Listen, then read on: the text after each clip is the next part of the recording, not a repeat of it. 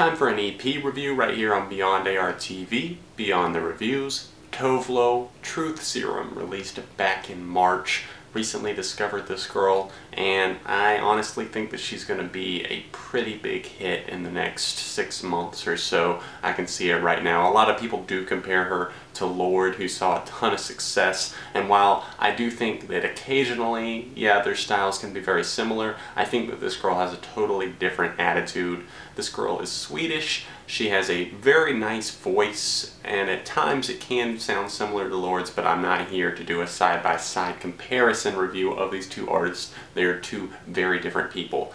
For me, Truth Serum is just kind of an EP that is almost like a chronological storyline of a breakup, a relationship going down the tubes.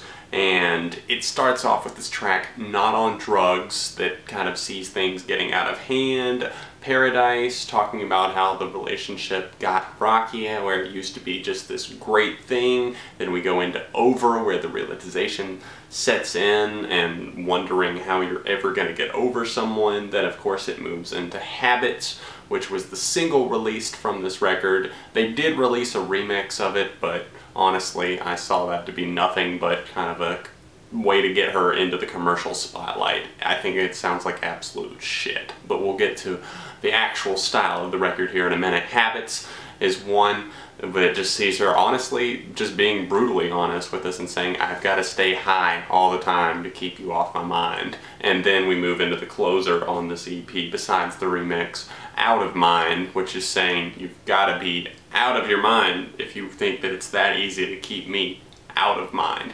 So that's just a little summary of how this EP kind of flows. If you really just start off listening to the track Habits, I think that's a very good place to start. That's how I got started and got hooked. Immediately had to go download the EP because I listened to some of the previews, and I just think it's very catchy electronic pop music.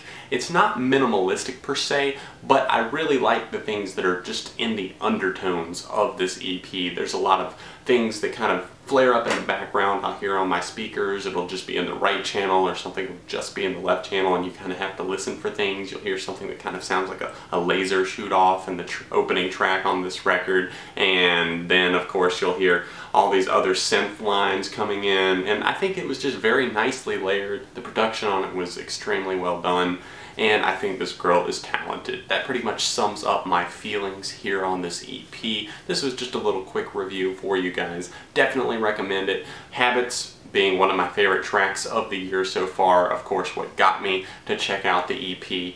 Definitely check out this girl if you are a fan of Lorde or any other kind of chill wave and sometimes a little bit more upbeat pop music, but still it's something that's more on the emotional side of things, emotionally in tune, but not to say that it's boring or anything like that at all. I'm feeling a 4 out of 5 for Truth Serum by Tove Lo, which I thought her name originally was just switching of the letters, the first letter from each word. It was originally like Love To, and she changed it to Tove Lo, but then I realized that Tove was actually in her real name. Definitely let me know what you think about this EP if you've heard it. If you haven't, make sure you check it out and let me know what you thought in the comment section down below. I will link to a couple of the tracks down there, or if I can find the full album somewhere on YouTube, I'll definitely link you guys to it so you can hear it, and then hopefully you'll decide to buy it on iTunes afterwards if you like it.